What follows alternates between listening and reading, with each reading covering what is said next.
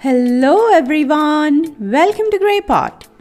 Why buy store-bought chocolates when you can create your own at home? These quick and easy homemade chocolates are free from artificial colors, preservatives and flavors. So here I bought some dry cocoa beans online. You can check the description for the shopping link. And before we start roasting the beans, just remove the small and bad looking beans from it. And put all the cocoa bean into a pan and start roasting on a medium flame. The skin from the raw cocoa bean, it will be very hard to remove. So once it gets nicely roasted, you can easily peel off the skin from the beans. So in between, take each cocoa bean and try to peel off the skin from it. If it comes out easily like this, your cocoa bean is well roasted. And you can crush that cocoa bean into pieces. Now these crushed cocoa beans are called cocoa nibs, which is normally used for chocolate decorations. Now you have to remove the skin from all the roasted cocoa bean, and when you peel off the skin, some cocoa beans will get crushed like this. Not to worry, take all these things into a blender and start grinding. Initially go with 5 to 10 pulses, and when it grinded nicely, add some sugar and then grind it really well until it becomes a smooth paste like this. Now take any chocolate mold.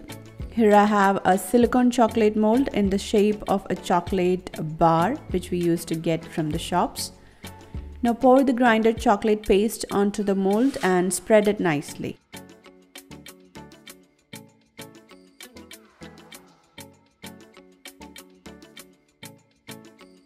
Now give small taps which will make it really smooth on the top, and also you can see some air bubbles which are forming. Using your spatula or a toothpick, try to remove all the air bubbles from it. And with the excess chocolate paste, I'm making the bite-sized chocolate pieces. Now you can set this chocolate in two ways. Either you can keep this in room temperature for overnight, or you can set it in the freezer for 1 hour. So I kept the small chocolates in the freezer and I kept this big bar outside just to check whether it will get actually set in the room temperature. And in the next day morning, it just came out perfectly. Look at the clean, sharp edges. So there are these 3 steps to check whether your chocolate making process is successful.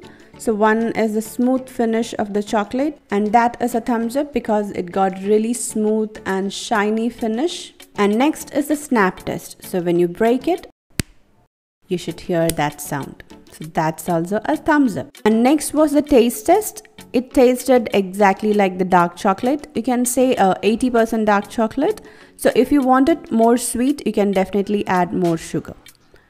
So do try out this amazing homemade chocolate and leave your valuable comments and suggestions in the comment section below. Follow us on Facebook, Instagram, Twitter and Pinterest. Click the logo to subscribe to Grey Pot and watch more interesting recipes from our channel. Thank you.